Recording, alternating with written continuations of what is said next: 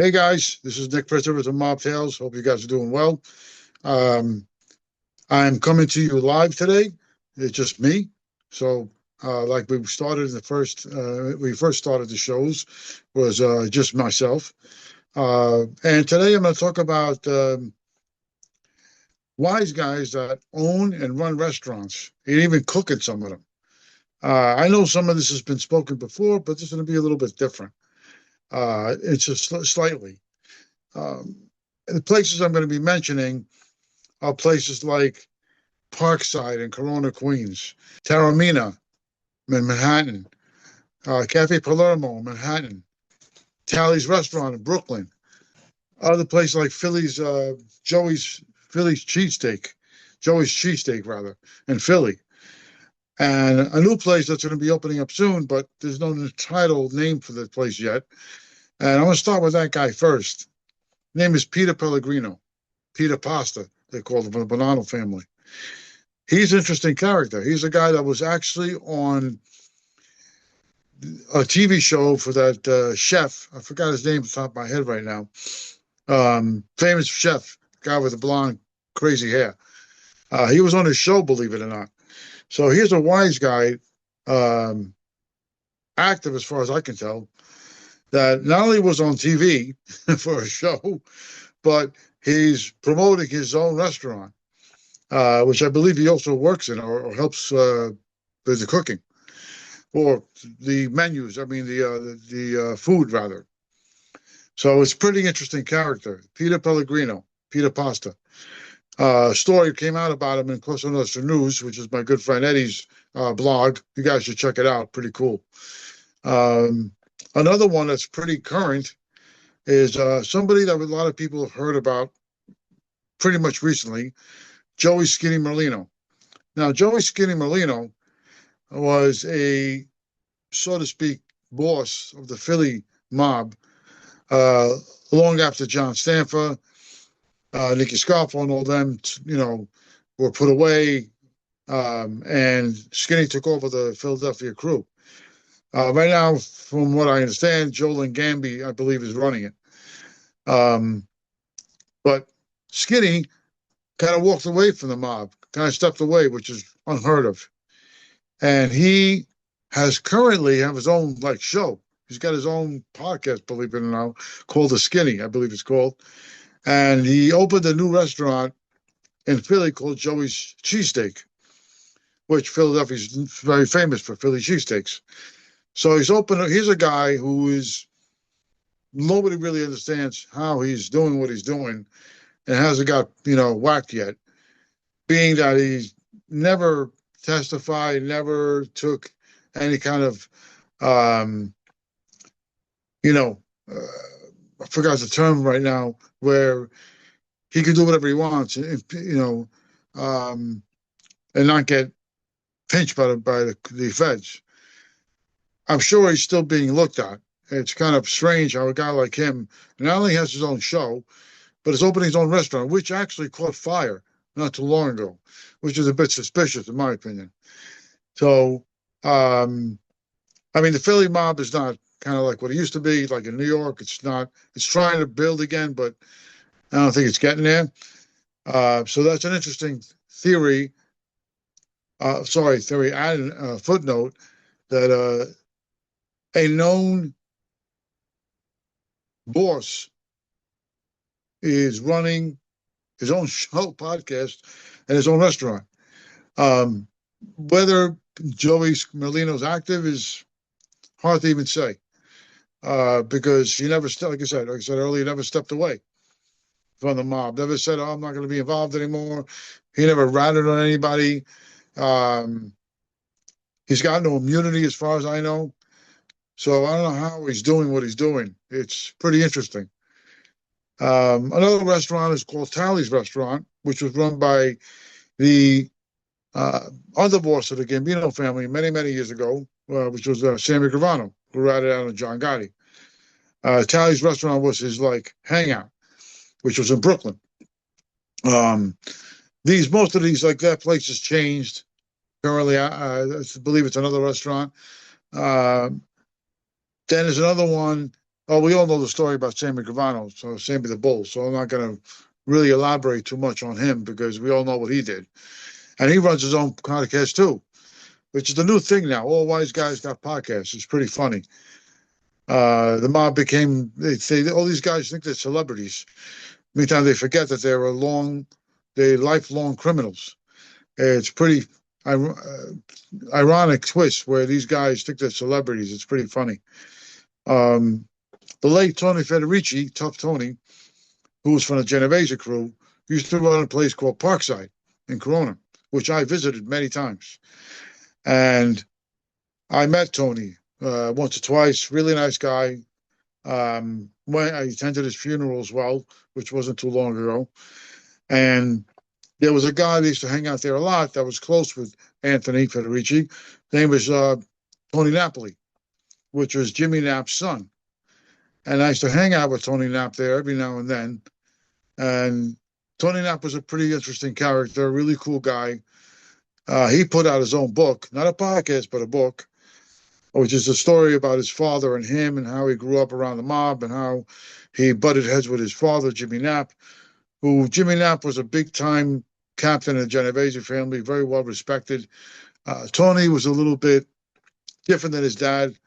He was a little more of a rebel compared to his father. But Tony Knapp was still a powerful guy. And Parkside was a great restaurant, which I believe is still there. Great food. And Tony Federici actually cooked there. So here's a wise guy who I believe was a captain, who here is not only running a restaurant, but cooks there. Kind of unheard of. Something you don't expect wise guys to be doing. Another place is called Taormina. A Taormina restaurant, if I remember correctly, is in Manhattan or is in Queens. And John Gotti owned a piece of it, from what I understood. And John Gotti used to go there a lot and eat. He loved that place. I used to go there with Jackie the Nose, with Peter Gotti, with Tony Lee, Guarneri. So it was a place that he attended, also with Angelo Ruggiero. So it was a place that John Gotti used to like to go and eat. And wherever wise guys go eat, the food's going to be good. Another place is a cafe, not really a restaurant, but a cafe in Mulberry Street in Manhattan. It's called Cafe Palermo. And the guy who runs that place is the guy actually I met many times. His name is Baby John Del Lutro, who's also known as Cannoli King. And Baby John's a really cool guy. I like him a lot. He's a very nice guy. He's also connected with the Gambino family. I believe as an associate. But he's been running a legit cafe for many, many, many years. Usually around when they do the Little Italy Festival on Mulberry Street, you can always find him there, promoting his cannoli, because he's known as the Cannoli King. And he's been on national television promoting his brand of cannoli. It's pretty fun. Again, here we go. Here's another guy that's connected to the mob, and he's there promoting himself on TV. All these people that I just mentioned outside of John Gotti were guys and Tony Federici and Sammy Gravano, I'm sorry. So Skinny Merlino, Petey Pasta, Baby John, these guys enjoy the limelight, obviously, and don't mind it. And John Gotti loved the limelight, but not in the sense of where these guys do. He didn't run his own podcast or anything. So it's interesting how these mob guys welcome the spotlight, welcome the opportunity to be on television or run a podcast or anything of this nature. It's a pretty funny concept. There's other restaurants that, wise guys used to go to or frequent that we all kind of probably know. Tommaso's in Bensonhurst, which I went to many, many times. Paulie Castellano used to hold meetings in the back of the restaurant. That place is still there, I believe. It's changed a lot. You have other places like Cafe Bella, Cafe Milalucci, right on 18th Avenue in Bensonhurst, which a lot of the guys used to hang out there. I used to go to Cafe Bella many times, and used to see the back door open, and you see a bunch of guys there playing cards. So you know right away there was some gambling going on in that location. Both those places are not there anymore. We all know 18th Avenue in Bensonhurst is completely changed. It's like a little China now, which is a shame. It's sad, actually, compared to what it used to be.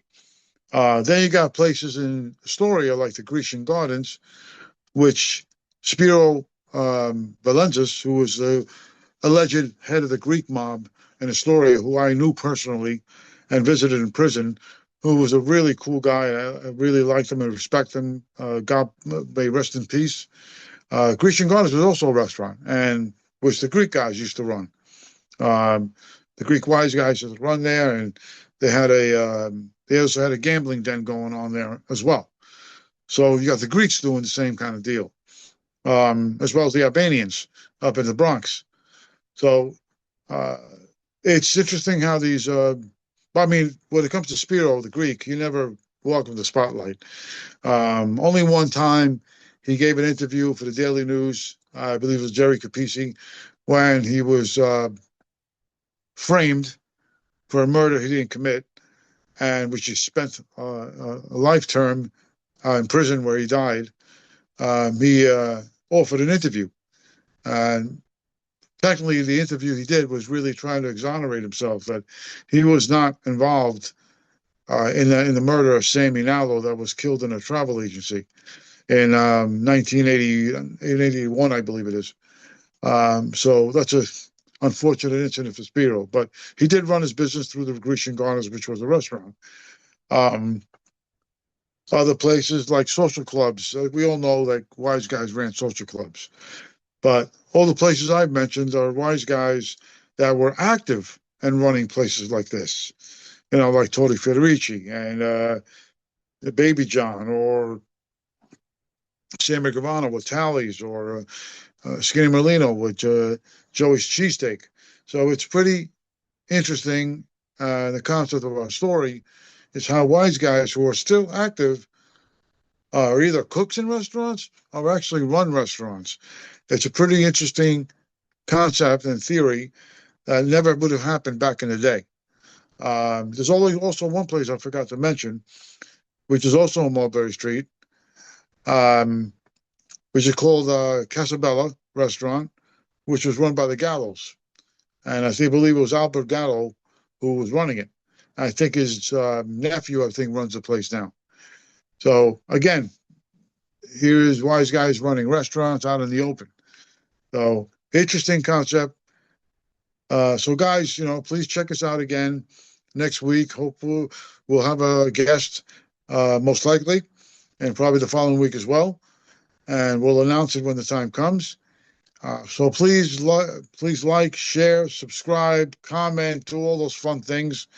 We definitely appreciate all your support. You can check out my books at the end of the show that are listed there.